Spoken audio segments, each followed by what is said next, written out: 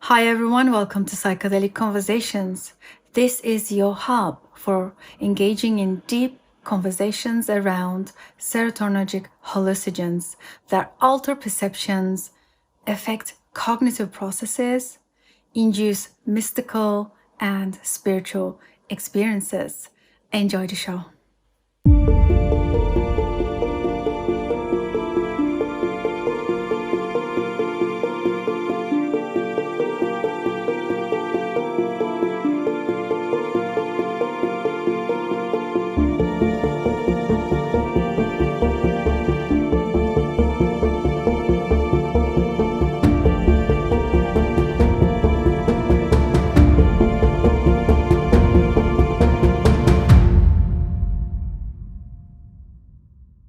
Hi, everyone. Welcome to another episode of Psychedelic Conversations podcast. I have a very special guest for you guys today, Belinda Eriacho.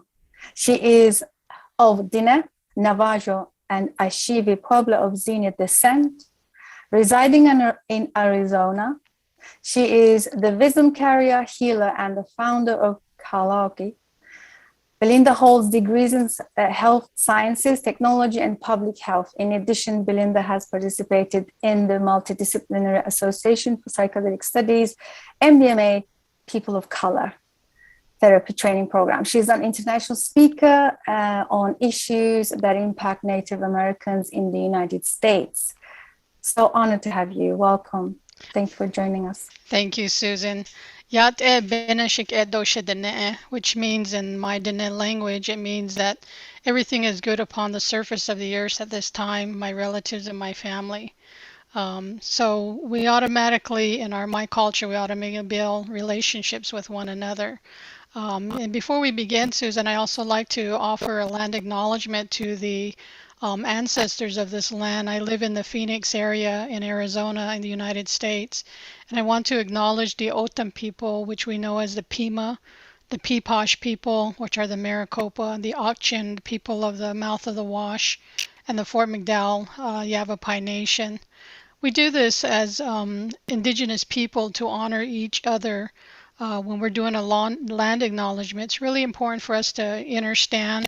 I don't like the word understand because it's like putting one person over the other. Understand means something that's more personal. And, for us, each of us, we should understand our history where we reside. And then the second part of that is where in history we come from. And so, as Indigenous people around the world, this is something that we like to do out of respect for each other. So, thank you. Thank you. Thank you. Appreciate that. And traditionally, we like to find out about our guest's story. So let's go back into your journey. How did you come to this healing arts? How did you come to becoming an international speaker? How did you come to, representing the Native Americans, being the voice for these traditions? And then we'll take it from there, if that's okay. Sure, that's perfectly fine. Coming into the healing arts, I was actually born into it. As a young child, I had experiences with my grandmother. I can remember sitting next to her when I was about 12 years old, and she had severe arthritis in her hands. And as we all know, is children are very spiritually connected to the divine. And part of that experience that I had with my grandmother as I was holding her hands, my prayer was that she no longer hurt and that whatever she had would be given to me. It's one of those things, be careful what you wish for. And from then on, I carried that energy in my body for a long time. And it wasn't until much later in life that I came to that understanding of what had transpired. But the other part of this, about the time that I was in college, I also started noticing I had a gift of my hands. My hands would get really hot and my hands would shake. In my Dene culture, we call that trembling hands, is the easiest way to put it in English, but it's called tinle.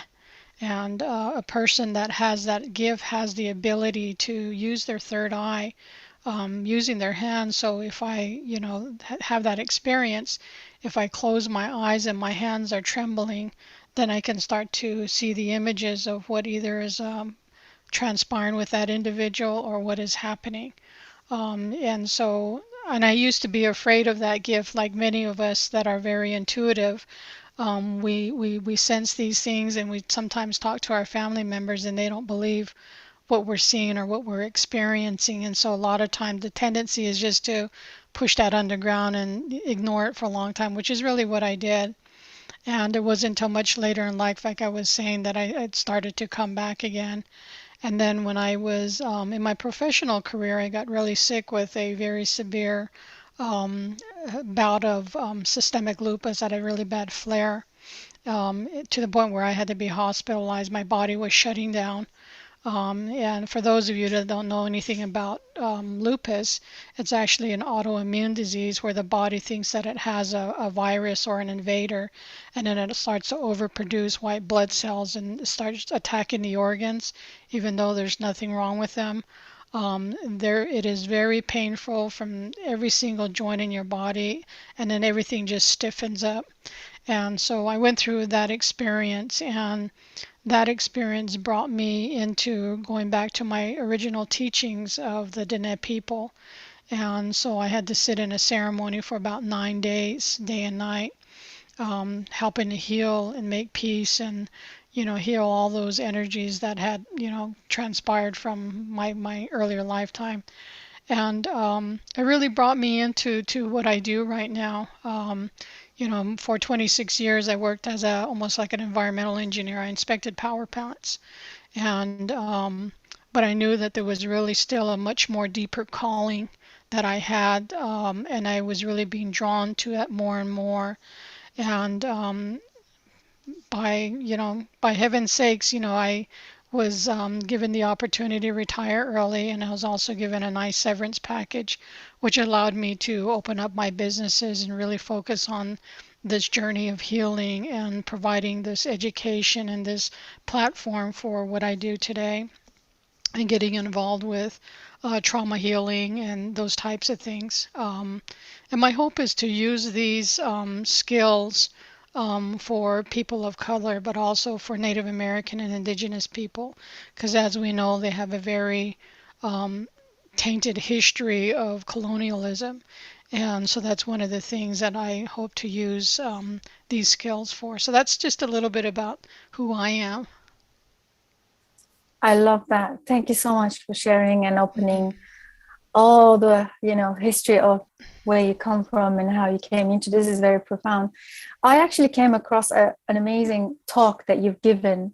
I think it was through the MAPS platform.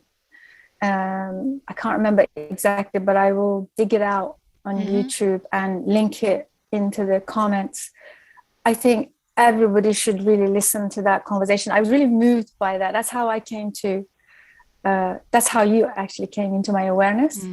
And I was just kind of researching about MDMA, and then there was this talk that you gave. It really moved me. You go into a lot more detail of the Native American culture and the people of color. So I will definitely link it to the comments. I think we all need to hear your message. It's very profound, very moving. So thank you for doing this work. Honestly, I think there's more and more education and awareness needed in these areas. And just grateful that you're now have the courage to go ahead and do this work for everyone. Absolutely. So, and you did take that training program, yes. MDMA, people of color. Can you tell us how was your experience and what it is, just to kind of go over, if people don't know also what is MDMA? Yes, sure.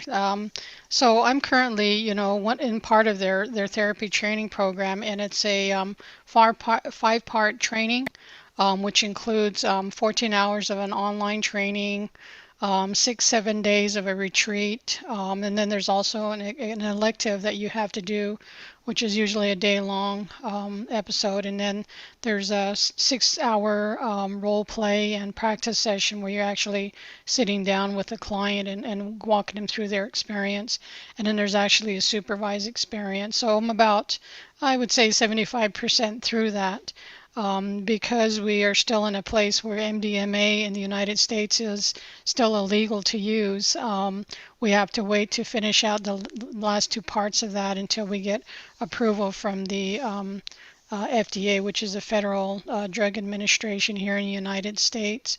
And as you well know, the clinical trials are still ongoing right now with MAPS, and they're researching that at a number of locations.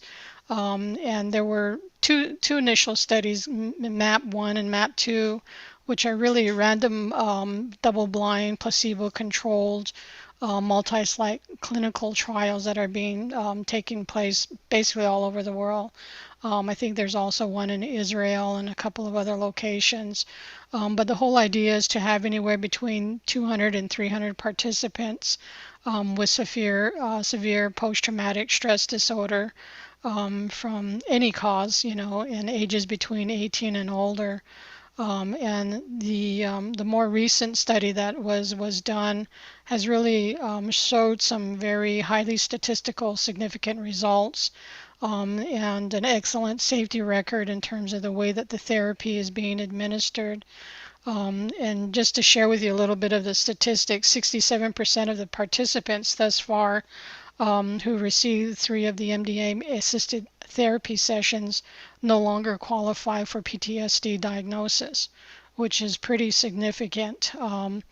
And 88% experienced clinical, meaningful reduction in the symptoms that they were experiencing. And so, one of the things my hope is, and the reason why I got involved with this is part of the story that I talked about in the video that you're talking about is intergenerational trauma amongst Native American people. And my hope is that, that I can utilize this skill to help Native American and people of color with their inner healing of trauma, whether it's PTSD, violence, intergenerational trauma. But secondly, I think my hope is also that it will help to awaken some of our political leaders and rule makers to really start understanding that there are a lot of benefits to these sacred plant medicines, that you can't create without them, and to be able to use other psychedelic medicines that are not currently approved for use. So that's kind of just a little bit about the MDMA experience. One of the things I recognized when I was doing that training and when I was doing that talk was that even though those of us that were in attendance were from the United States, I was really surprised about how many did not really know our American history and how that impacted Native American people in this country. And so it was a great opportunity for them to kind of understand that. And so that, as they do their therapy sessions, if they do come across a Native American individual or working in their community, that they understand how to work in that type of environment. So, yeah, so that's just a little bit about the MDMA assisted therapy training. Yeah, that's beautiful. And MDMA is also known as like a party drug or Molly. There are street names for it. Is it because, do you think MAPS would maybe carry out training programs with psilocybin? I know they are talking about group processes and other, studies with psilocybin, but is it because the MDMA now more available? It's kind of, it's already been done, the main stage 1, 2, like you mentioned. Is it because MDMA is nearer to being approved currently? Is that why you chose it, or is it just? Actually, it's really interesting because I originally did not even know anything about MDMA. And it was just that somebody had reached out to me because they wanted to include the intergenerational trauma as part of this training. So they said, can you come out and be a part of this? And I said yes. And they said, oh, by the way, we have some opening slots available for people of color to go through this training, and everything was covered. And is that something you're interested in? And it was just like this doorway open for me. And I thought, wow, okay, yes, I'm open to that. What many people don't also know is that MDMA is a synthetic psychedelic that has been created, but it has its origins with sassafras. It was originally part of the sassafras, the oil that comes from the sassafras tree, and I think it was in Cambodia. There was a lot of trees being cut down. There's a lot of deforestation in order to make that drug, and it was being sold out on the streets and everything. So that's really where its origins come from. But the sassafras tree, many of us also know it when we drink a can of root beer. The sassafras is part of that. That comes from that particular plant. So that's a little bit more about the plant itself. Yeah, even though it's a lab synthesized, it's still the roots are from the nature still. Yeah. Yes, yes, yes. And I think that's one of the big things that I was able to do is to help educate those that were in that training program to really understand that the origins of a lot of things that we create, even our computer, is made up of quartz crystals, which are come from nature.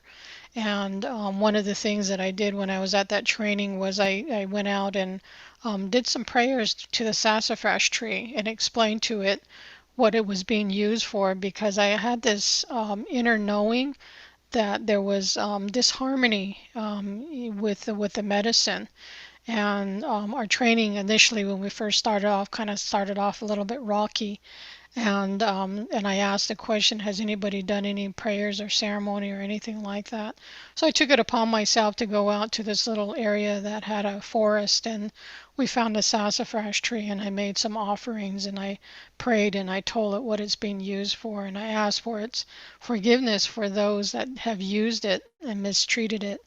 And I think that's one of the things as we have this conversation is that everything that we do as human beings on this earth, we really need to look at it in terms of a personal relationship with it. And even the way that we refer to these sacred plant medicines. I don't like the word psychedelics. I don't like the words entheogen because it seems so foreign and detached from the way that I know it as a plant medicine, that helps to heal us. And so I think that's one of the biggest learnings I hope that people that are listening to this podcast will take away from this conversation. I love that. And this is a great opportunity to open the window into the indigenous roots of how, the medicines used. So I have a sense that you have a really deep understanding that this is a sacred, all the plants are sacred, everything in the nature is sacred, and there needs to be some kind of offering, asking permission almost, collaborating. These are the feelings I'm getting, and something that we miss in the modern world, something that we miss out on all of these understandings or knowings in the Western life, because we just been conditioned to be provided with everything, and the medicine is seen very kind of from a pharmaceutical approach, and we have probably not much deeper understanding what this means to go and make an offering to the tree that these substances come from. So can you please speak a bit more on that? How are we going to help the people on the other side to really understand this is the most sacred thing that we could do? I think one of the place that we need to start from is we need to come from a place of a child's mind. Many of us have had experiences with organized religion, whether it's Catholicism or some type of Christianity. And I think for the purposes of this conversation that we're having today, if you can just kind of detach yourself from what you know that to be, and come to this place as a child who's willing to learn, because in my Dene culture, they say that all of the plants that exist are like jewelry of Mother Earth. The large trees are actually represent her lungs, and we know that in fact that is a scientific fact when we look at the Amazon. When we had the fires this past year, how impactful that was to the world. And the roots are of the plant are analogous to the veins and the arteries that provide the nourishment of life for all of us. And then the leaves and the grasses represent her hair. So when we can imagine that and just take a moment to think about that, to me, when I think about that, I think about the Disney movie, where Moana, where the mountain comes to life, and she's laying down on her side. That's what it reminds me of. And so, during our Dene healing ceremonies, these holy plants is the easiest way that I can translate it in my culture, are used as catalysts for strengthening our four bodies. So typically in the Western mindset, we only think about the physical aspect of healing. But in my traditional culture, we look at healing from our four bodies, which is our physical body, our mental body, our emotional body, and our spiritual body. And for some reason or another, that always, at least for me, is in our Western medical models, we're afraid to have these conversations around the spiritual body. And we including that as part of the healing process, especially when you're working with these sacred plant medicines. And so the actual knowledge of how to use these plant medicines came from Dene, which means the holy ones. And they provided specific deities, if you will, or helper spirits that provide the instructions of how to use these plants. And so, speaking specifically about, the roots of psychedelics in Native American cultures, one of the things that in the United States, at least, Native American people have been using plants such as mescal beans, saguaro cactus, the sea flag grasses, flowers, poppies, for thousands of years for healing and having these mystical experiences, whether they were vision quests or whether they were trying to heal someone that was sick. And the one that's more people are more familiar with in North America is peyote. We call her Shemahazed. Shemahazed means mother medicine. And so again, going back to my earlier conversation about building that relationship. So if you see her as a mother, then you're going to have a little bit more care and attention about how you utilize from the time that it's harvested to the time that it's actually used in ceremony. And it's really hard to determine when that time frame was, but I went back and I did a little bit of history and research. And one of the things that I found is that there were a number of tribes already using peyote in the Southwest. That includes states like Arizona, New Mexico, and Texas, Susan. And but we also need to remember that if you go back and you look at history, the United States was actually a part of Mexico as one whole northern continent. And then when they came in and it was bought by the Spanish, and then they ended up breaking it apart into other into the states that we now know. But there were other tribes like the Comanche and the Omaha, the Winnebago, that use peyote as a ceremonial medicine. So not only do you have them in the southern part of the United States, but it migrated all the way up into the northeast and into the northwest parts of the United States. But peyote was also used for other purposes other than ceremonial uses, as it was also used against illnesses such as tuberculosis. There is written record that the Kiowa actually used it as an analgesic, cold remedies. They used it for skin issues, gastrointestinal gripe, and all those other types of things. If you go back, about 100, actually 300 years before that, there's written records in some of the during the Spanish conquest. In the earliest record that I found was in 1577, when a Franciscan missionary stated to the Roman Catholic Church that peyote is an evil to be rooted out in the New World. And as a result of that, they started promulgating these ecclesiastical laws that forbid the use of the sacred plant peyote. And so then you eventually find that peyote ends up migrating all the way from Mexico into Canada.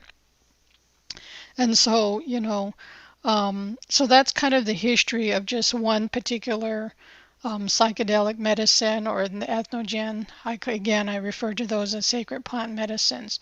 So it's really important to really see these plants as sacred beings, that they're really here to heal us. And even when you look about and you think about all the pharmaceuticals that have been created out there, their origins were from some plant that a scientist went and studied, the properties of it, and then was able to make it more in a laboratory setting.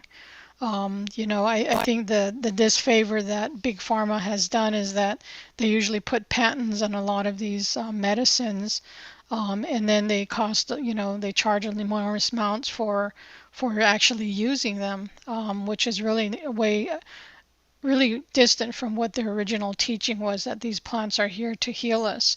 And so I think that's one of the things to really understand and know that. The other part that I wanted to talk a little bit about, Susan, is that, in Western society, we're a very throwaway society.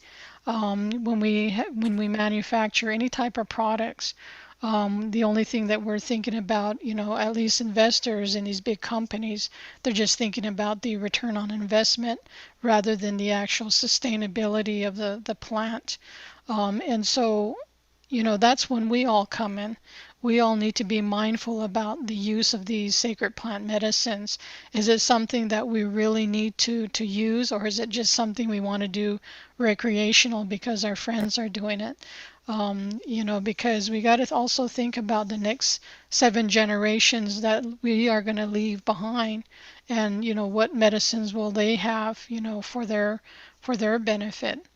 And so from a Native American standpoint, we really think about things from a cradle to cradle. So anytime that we harvest a plant, we use everything of the plant and then we return it back to the earth. So again, the whole idea is this whole cyclical life cycle that we're honoring.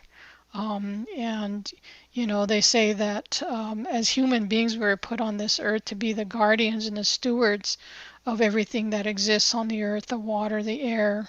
And honestly, right now, we haven't done a very good job. And so I think it's really up to us, to you and me and the listeners on this call, to be that generation that revives that and really thinks about how we're going to do things differently.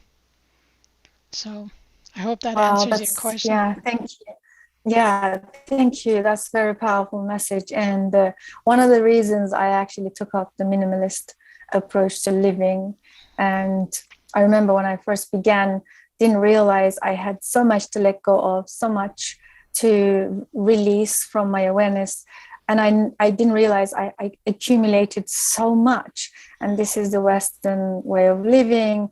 You always buy the same thing 2 or 3 times more than you need. We have cupboards full of clothes and fridges with food that probably going to go to the trash. It's really crazy to re-educate ourselves. What I'm hearing from your message is that we need to start really becoming responsible, that walking on this earth, being here comes with a huge responsibility for the next generations to come. And like you said, in the West, or at least in the modern world, we've kind of moved so far away from that. That it's and also the I want to weave into the trauma part, because we have now encountered so much trauma, or at least we are more aware of the traumas that we encountered. We are so numb, so disconnected to think that there is going to be another generation, that we're going to leave all of these things that we own now, or we accumulated or have, to another generation of youngsters. So it's kind of goes hand in hand. I think healing, awareness, understanding, and growing up and becoming a mature, responsible adult kind of goes hand in hand with everything, doesn't it? And Yes. and I love how these medicines can bring us to that center of what we are and what we need to do, the work. Yeah. I think that you're absolutely right. And I think at the foundation of what you stated is that we really need to think about the interconnectedness that we have as human beings to everything that exists around us. The trees and the plants require us to expel our breath so that they can live, and vice versa. where there's a term in the Sioux language that is called Madakuyase, which means we are all related. And when you really think about that term, it's really being and knowing that we're connected to the water. 75% of our body or more is made of water. And our water in a traditional healing is the emotional part of us as human beings. And we've forgotten that knowledge. We're connected to the winged ones, which are the eagles and the birds that fly.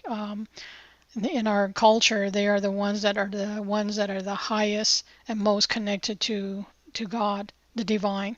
And so they are the messengers of the messages that we have. And sometimes you're absolutely right. We've gotten to a point where we're very materialistic. I know I was on that journey as well. But when we really think about that, and you think about the chakra system in the body, the two lower chakras are really about really knowing our place in the world. It's about survival. And depending on where we came from and our mothers and our parents' generation, I know my mom grew up in the Great Depression. And, so they didn't have a whole lot. And so they had a tendency to keep everything. And, she still is that way and she's very frugal about things. She doesn't waste anything. And so, I think that's where this needs to begin. It's a time to, and especially right now, especially this last year, that as we were all going through similar experiences as a human race collectively, it's really calling us to go within and find the answers within ourselves. There's always this tendency, and I see to a certain point a lot of therapies that are out there to look outside of ourselves for the answers, or to look at situations that impact us. But if we were to turn that around and take that back in within ourselves, the answers have always been within ourselves. And even when you think about it, some of the sacred plant medicines, have DMT, and that's really what people are interested in, are those mystical experience. And what we've forgotten about is, as human beings, we create that already in our own brain. And it's just a matter of how do we get to it and reignite that. And so it goes back to what we put into our bodies. If we're putting junk in our bodies, it starts to calcify the pineal gland so that it no longer functions the way that it was intended. And there's so many teachings around that. And then when you take it even one step further and you look at religions, especially religions such as Catholicism.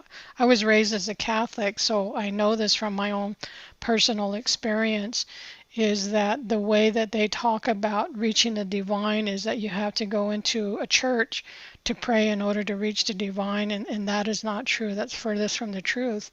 All I need to do is, just be with myself and be in my own temple to make that connection with the divine.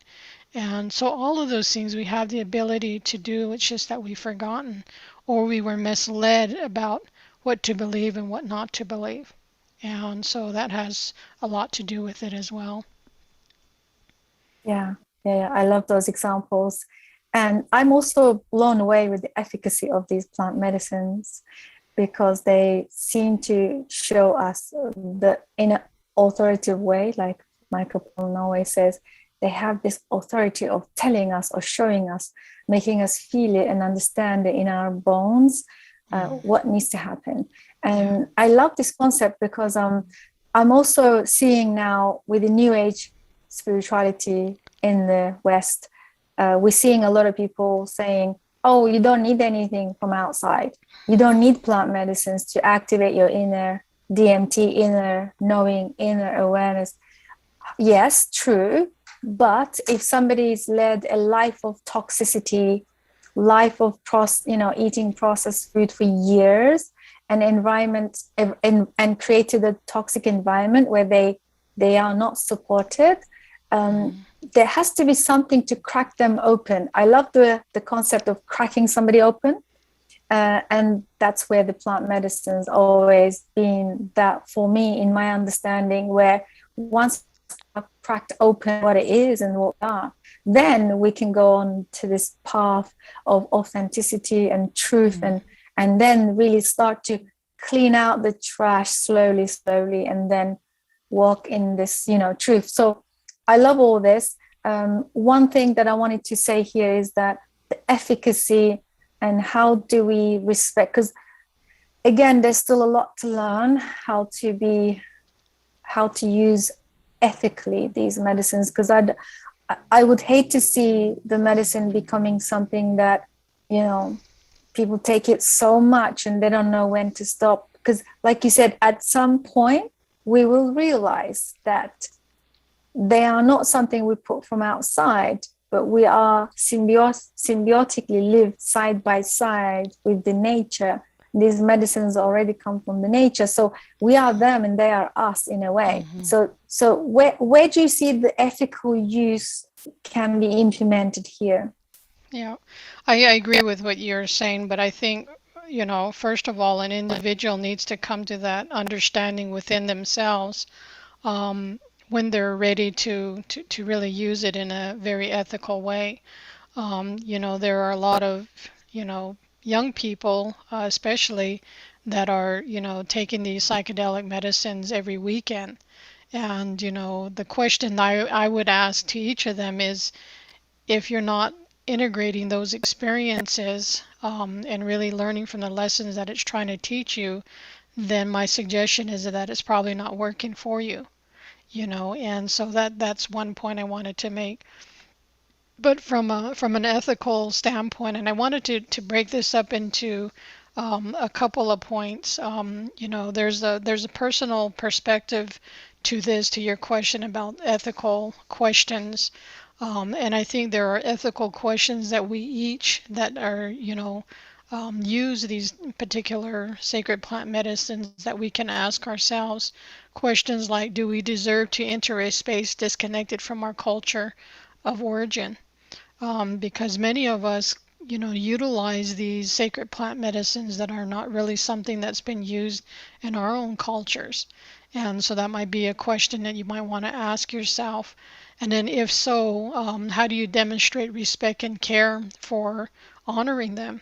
And this goes back to my earlier point about honoring and reverence for these plant medicines. Another question might be, how might our presence impact other communities in unintended ways? So how are we impacting, say, if you're utilizing ayahuasca or ibogaine, how are we impacting those communities, And there's a term called Aini in the Andean traditions, which means sacred reciprocity. So there's always today for me, tomorrow for you. And there's always this exchange of back and forth. And, all of our societies have gotten to a point where we fight with each other, and that's really not necessary. And so again, I think it's really up to this generation to really work as family, as a human family, as brothers and sisters, to try and change that paradigm that we were all raised with and our parents were raised with. And then the other part of this, to answer to your question, is the really, from a professional standpoint, there's a lot of individuals that are, health practitioners, clinicians, therapists that have some type of license, and they really have to have discretion around what it is they do outside of that, their licensors, because otherwise they may get in trouble with their boards. I know in the United States there are still a lot of stigmatism associated with psychedelics as drugs, seen them as drugs. And so therefore, when you think about that, those that are in leadership positions or those that are in law enforcement, they also have that mindset. And so there could also be some issues related to that. And the other thing is, a lot of these professional boards don't really have a lot of familiarity around what psychedelics have the ability to do and how they work, let alone what they are. And so I think, those are kind of a two-prong answer to that question. From an ethical standpoint, it's either personal or it's, look at it from a professional standpoint. So, yeah. Yeah. Yeah, I love that. And I am currently seeing, because of the mainstream media now opening up to sharing articles, publishing studies, stories, due to, some of the neuroscientists. We've been blessed to have so many neuroscientists now also going into the direction of, studying these. Now I'm seeing a lot of competition among the biotech companies, competition among organization that offer retreats, plant medicine retreats, and there is this hard competition going on, and it's far from what you just said earlier about reciprocity. That how does how do you observe and see what's going on right now? Even on LinkedIn, because I don't really go on LinkedIn much, but currently, because of the algorithm, just because I looked at a few psychedelic articles, now I'm getting a lot of articles, flooding through my feed, and they all seems to be in a very harsh competition. What are your thoughts on that? Yeah, I totally agree with you. The whole psychedelic movement is a lot of investors are seeing it as an opportunity to make some money. From a larger societal standpoint, I think this is one of the points. When I think of integration, there's two pieces. I think about personal integration, but I also look at it from a societal perspective. So how do we integrate these sacred plant medicines into our society that's most beneficial, not only for the plant, but for those that are utilizing it? And one of the things that I think about is that and I worry about is that a lot of times Western medicine and therapists don't really, first of all, have that cultural humility or that cultural appreciation for the plants, and it starts there. And then the second part of that, there was an article that was written by a young lady by the name of Tessa Love, and the name of the article was Psychedelic Capitalism and Commodification of the Sacred. And one of the points in the article she talks about is that a capital business model is inherently concerned with investors' return, not on the well-being of its customers. And that is so important for us to understand that, because it's no different than big pharma. They're just after the almighty dollar or almighty money. And so this mindset, in my opinion, does not take into consideration the length of time that it takes for these plant medicines to grow. And then the second part of that is that most investors don't even have the understanding of what psychedelics are. They're really in for it for the monetary purposes. So, and the other part of that is they don't even understand or try to understand the spiritual aspects of that healing piece. And so, it's something that certainly be to look at. And so, like anything else, where we put our money is so important.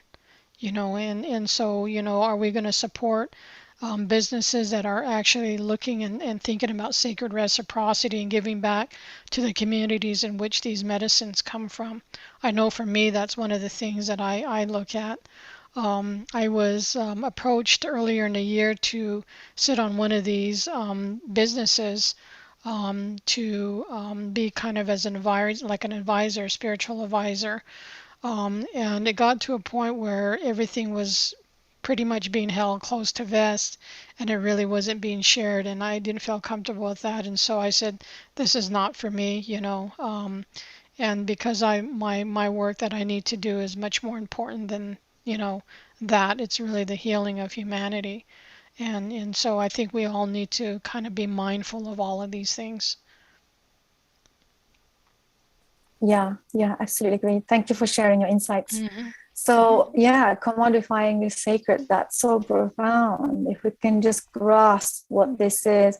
And I do understand what you mean by the lack of humility.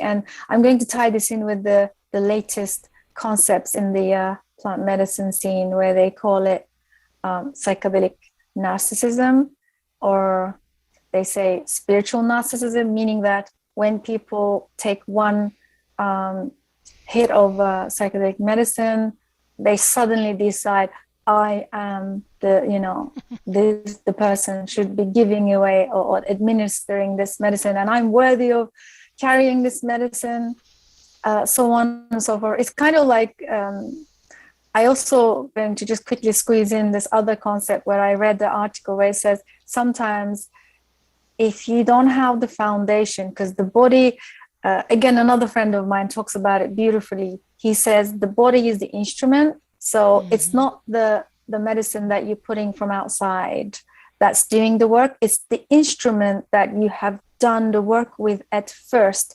You've already got these good intentions. You've got an open heart. You've got there is some foundational work has been done through your instrument, which is your body. And then you take the medicine and it's just kind of like, that's how you get the full benefits. But if this instrument is very toxic and very narcissistic and very disconnected, doesn't matter how much medicine from the outside, it's not going to get you anywhere, but it will increase the concept there. It's either ego dissolution or ego inflation. So absolutely. I love these concepts. That I love how people are really talking about these things that I'm enjoying. I giggle and I laugh, but I get it because I'm also observing. I just appreciate those people who bring these concepts into our awareness, because the ego inflation is crazy right now. What are your thoughts on that? Yeah, I remember reading there was a quote, and it talks about the difference between the ego and the ego and the soul. The ego tries to control the soul, but the soul is what actually heals the ego. And I think that is so true, and it gets at some of the points that you're bringing up. That's the biggest thing that we create in our own selves is our ego. And again, it goes back, I think, to how we were raised and how we were brought into our communities. If we are a person of lack, we were always brought up that way. What's our natural tendency to do is to have more, to puff ourselves up and make ourselves feel bigger and better than the next person, rather than seeing each other as equals. And I think, when we work with these sacred plant medicines in a communal type of setting, it's an opportunity for us to really set aside our professional titles, who we are. We come as ourselves. We come as a human being. And I know when I do my ceremonies, with my community, that's everybody checks their titles at the door, and everybody comes in as equals, and we sit side by side and we learn from each other. And I think there's a lot to be said about that when we go through our healing processes, when we can come from that place and really be humble about where we are. And what we end up finding out is that the next person might be having a similar experience.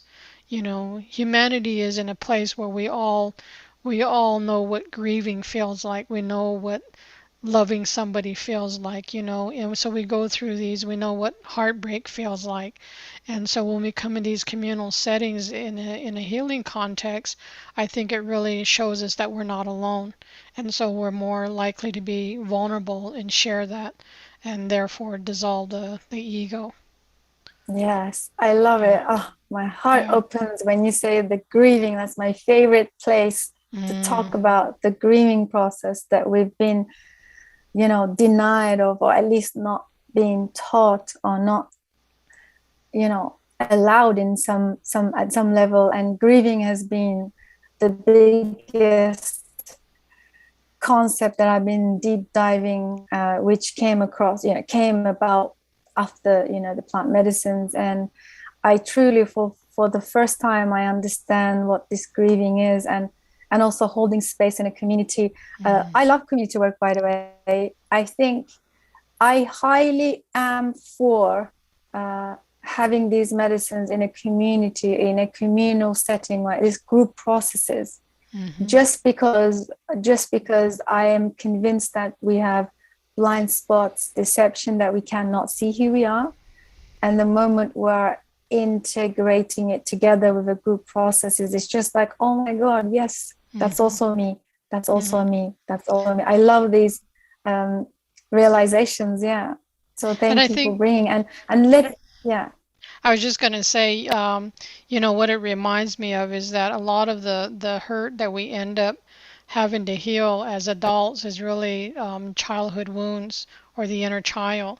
And, for a child that has been neglected, that was really not given that much attention, a lot of times we carry that throughout our adulthood until, we have an aha moment and we say, wow, this is really what, and being okay with that. But again, part of that healing is grieving that loss as well, and then filling it up with something that's of light, of love, and really bringing that back into your essence so that you can become your divine self once again.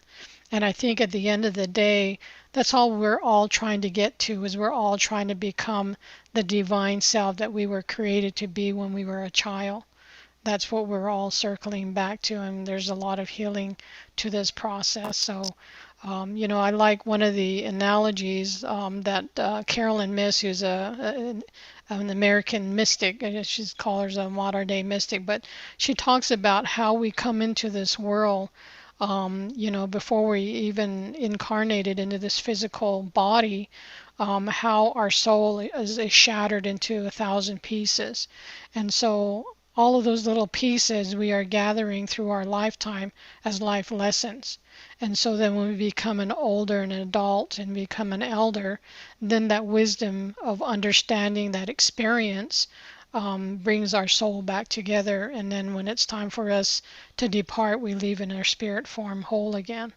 And so I really just love that analogy because it reminds me that, it's nothing to be afraid of, it's nothing to be ashamed of. We are all on this journey, but we are at different stages of this journey. So, Yes, I love that. And I'm glad you mentioned Caroline Myss because she's been my online mentor for a long time. I just love her no nonsense approach in healing arts. yes, It's I so do too. amazing. Mm.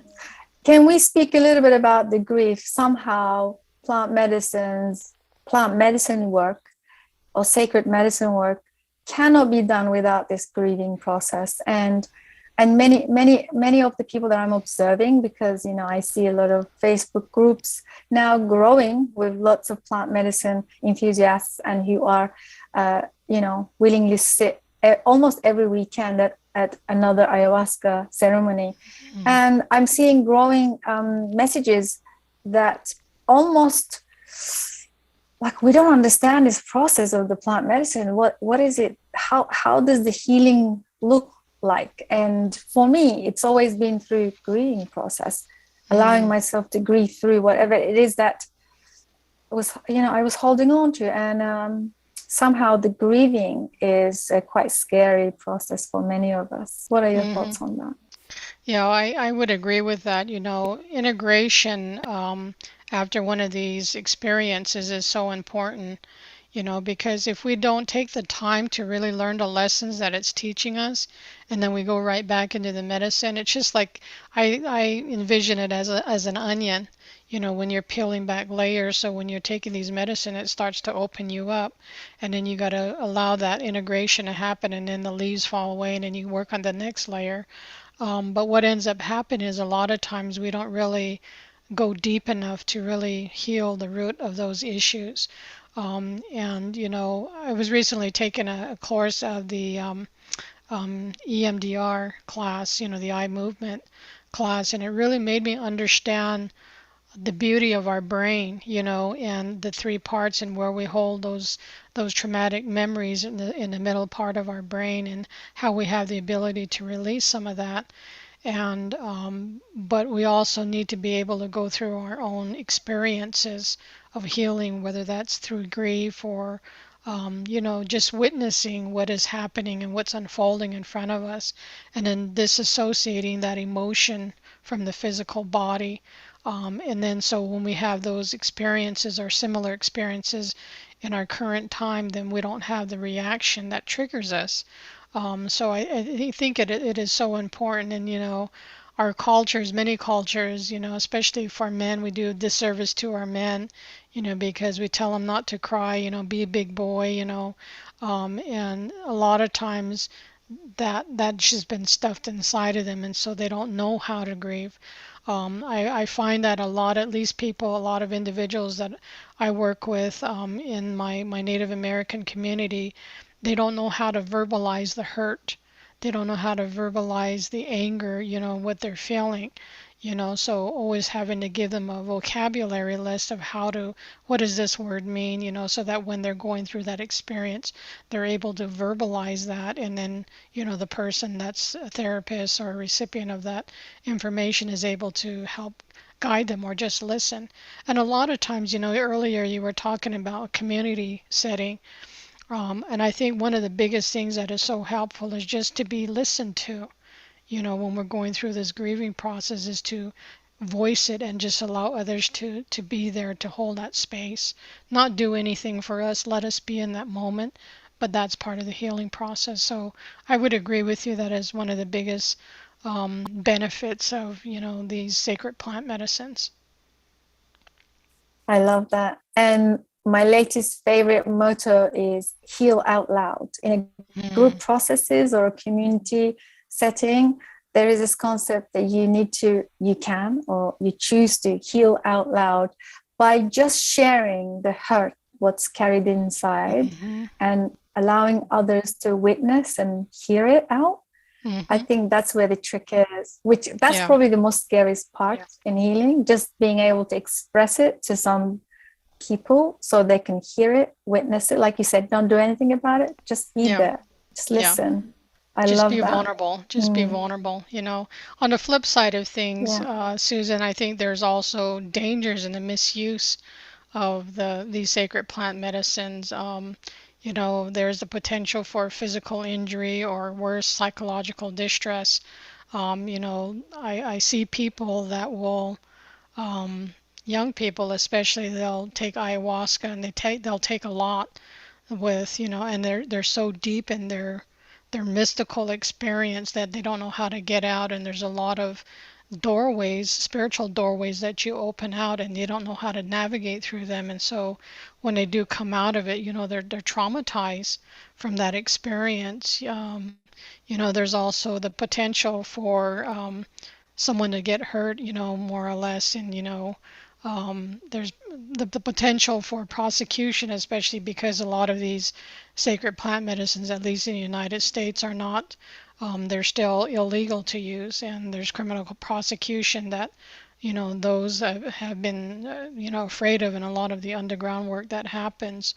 The other thing is, I think one of the points that you brought up earlier is really having the danger of having an inexperienced guide that is, goes to a weekend retreat or a week-long retreat and comes back and decides that they're going to put their sign up and start offering this as a service, and you really need to understand how to navigate into medicine, because you're setting yourself up for failure, but you're also setting up the people that you're intending to help from failure. And these spiritual experiences, when you start opening these doors of darkness, they're not very easy to close, and they can exist with you even though you're in your physical space, even though you're awake and your eyes are open.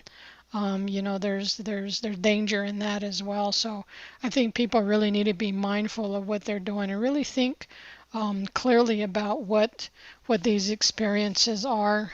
There was just the other day, there's a book that someone shared with me, and it's as I'm looking through it, it talks about a lot of the things we're afraid to talk about, but it's called, the name of the book is Beyond the Narrow Life: A Guide for Psychedelic Integration and Existential Exploration, and it's by Kyle Ortigo, PhD. But it's the contents of this book look amazing. I'm going to spend some time going through it because it's talking about a lot of these things that we're bringing up in this conversation. So that might just be just something for folks if they're interested in books. I'm a book lover, so I'm going to picked it up and thought I'd peruse through it and see if there's something in there that I can learn. Yes, amazing. Thank you. I'm going to check it out as well.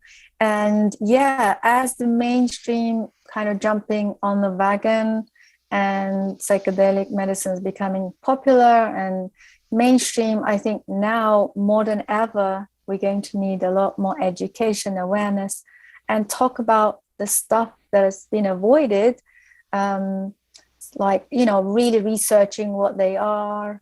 Don't go into it unless you know what you're getting yourself into, kind of harm reduction approaches, and asking the right questions, finding the right facilitator, and hopefully with the help of some of these studies, and one that you took as well, part of MDMA study, hopefully as they becoming more legalized or at least decriminalized, we're going to get ready to be more mature, educated, and hopefully this is the wishful thinking maybe, but I do know that these medicines are very, very, in fact, exploitative, and can be misused a lot. Yeah.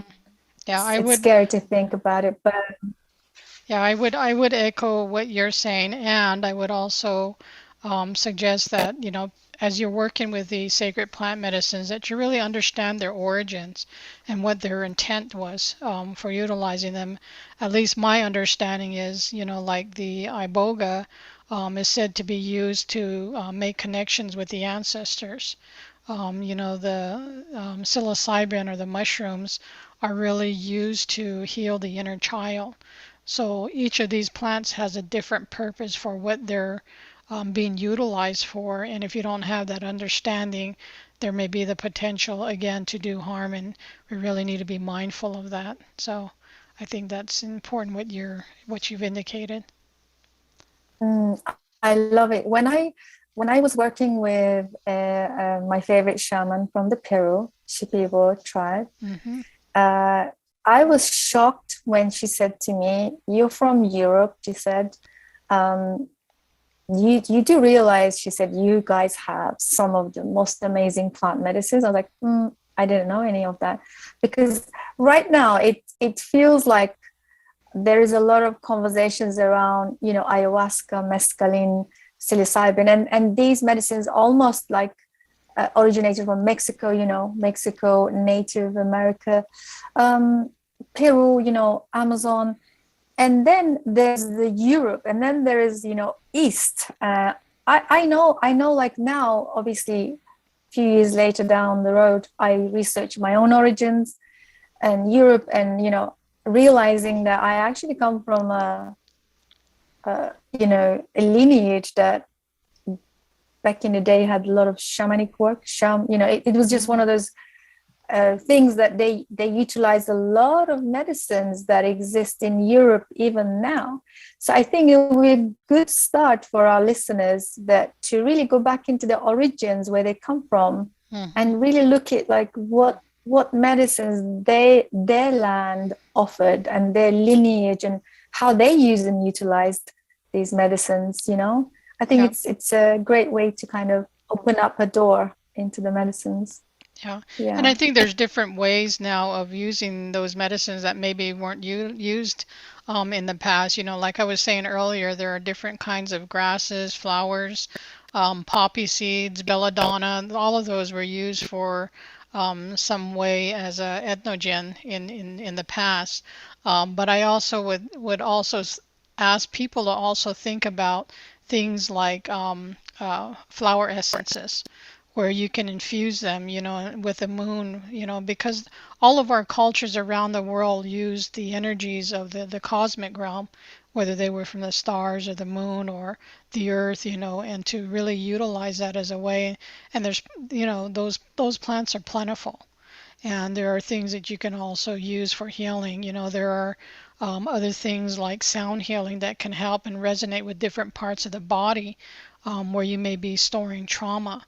And that's really another piece. I know that in the Middle East, I think from where your family lineage is, they used a lot of sound for those purposes. So I think there's a lot. Yeah. There's breath work, I think, is a great and excellent one, where it doesn't cost you very much, to use breath work. And I've used breath work a number of times and had just as mystical experiences as I would if I maybe took ayahuasca in the jungle. So be open to other ways of healing. And I think by doing that, we help to help heal humanity together, collectively. Yeah. I love that message.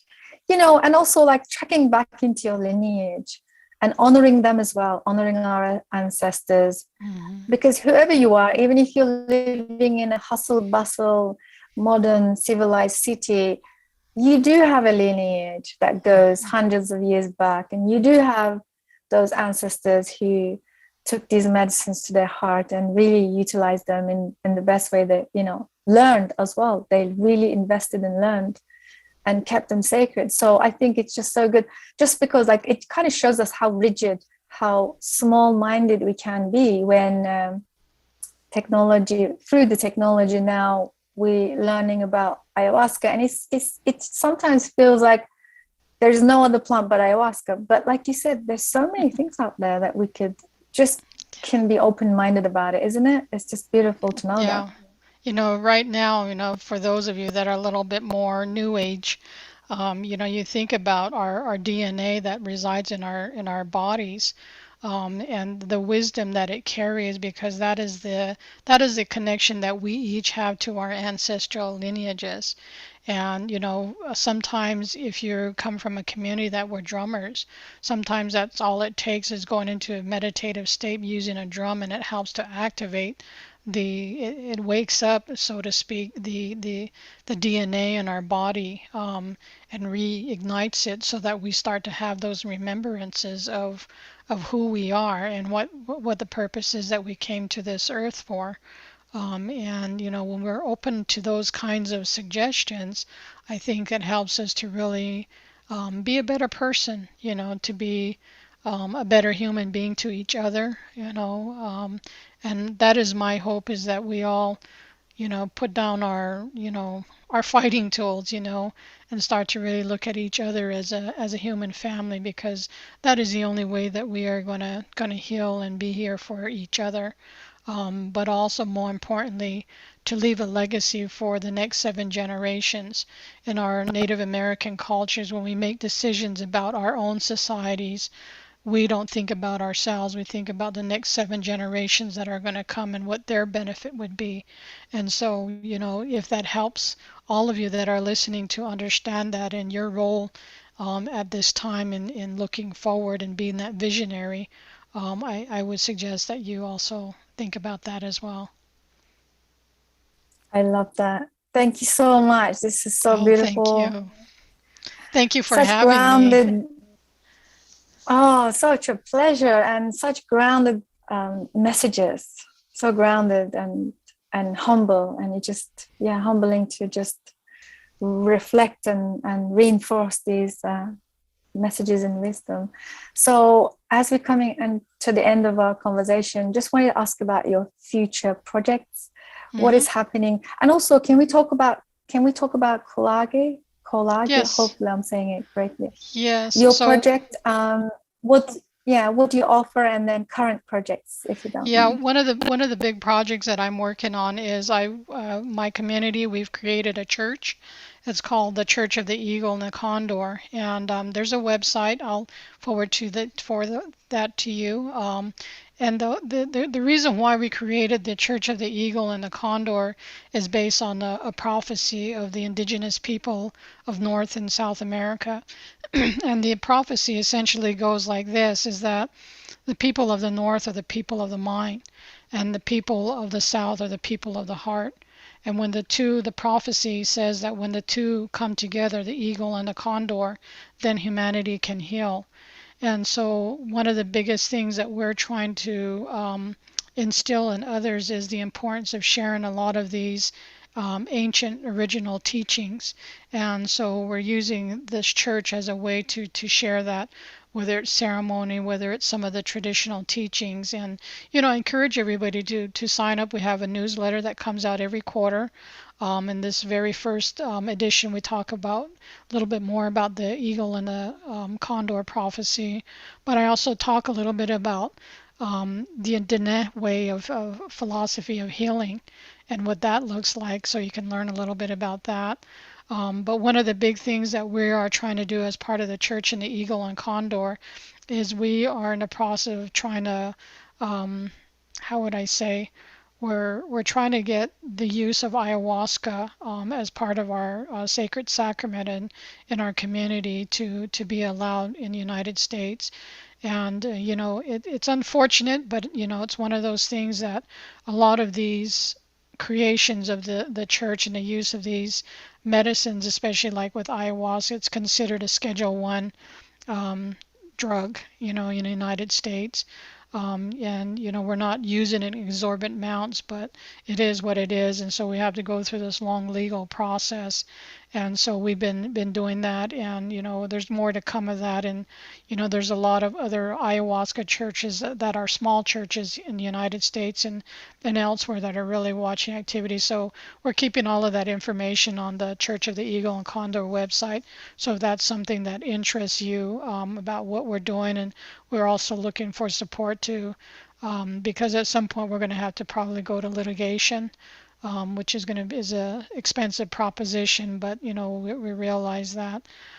So that's one of my big projects that I've been working on. And then my colloquy, one of the things that I'm planning on doing is doing some smaller spiritual teachings, like I've been talking about and sharing with you all about the Dene philosophy of healing, about how to utilize circles, say for in group therapy types of setting, and share that information on my website. So that's something that I've got planned this last quarter. So in addition, I've got a couple of writing projects that I'm working on right now.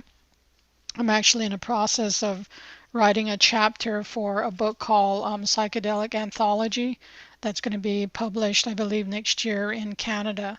And it's all about the Indigenous way of thinking, things like I talked about, Aini, the sacred reciprocity, all these types of things. And it sounds like it's going to be a really good book, because there's also other Indigenous people that are contributing to this writing. There's a grandmother from Brazil, as well as some of the Aboriginal people from Australia that will be contributing. So I've got a lot of things that are coming up, and so just look forward to it, and you can keep track of everything there on my website, and I'll share that with you. Amazing. Wow, that's so much. But I love how we step into this sacred work. I call this sacred work. And the way it just kind of naturally unfolds one after the other, just expanding, connecting with beautiful people, and just keeps growing, doesn't it? And it's yes. A gift that keeps giving also. Absolutely. Yeah. I think that we kind of have this essence of belonging, even though we might not know each other, we're on the same walk together. We're just in different phases of it, and for those of us that are doing a lot of the shadow work, that's important right now, because it helps to also heal the collective consciousness of the world. And again, going back to that point that I was making early on in our conversation about we are all connected, we are all one. We contribute to that in some way or another, and so we can also contribute into the healing of that. And so I think that's important for all of us to know that. Amazing, beautiful. Thank you so much, Belinda, for sharing this time with us. Thank you, and I look forward to the next time. Absolutely, would love to have you back, and also would be adding all your links and your church project, your website, and the talk that I was so impressed and moved by, which it's my favorite talk ever. And if any of our listeners would like to get in touch with you, please do so, because she will have all the links to Belinda and myself. If there's any questions, please do not hesitate to contact us. Thank you so much for being with us in this moment and listening and supporting. Thank you. Namaste. Blessing. I'll see you all. And thank you. Blessings to you all, and see you on the next episode. Bye for now. Much love to you all. Thank you, Belinda. All the best with all your projects going forward.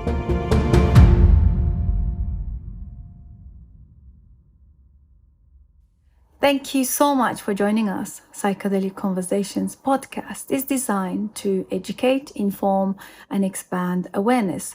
For more information, please head over to psychedelicconversations.com.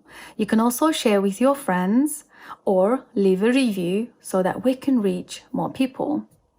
You can also join us in our private Facebook group to keep the conversation going. This show is for information purposes only, and it is not intended to provide mental health or medical advice. Thanks for listening.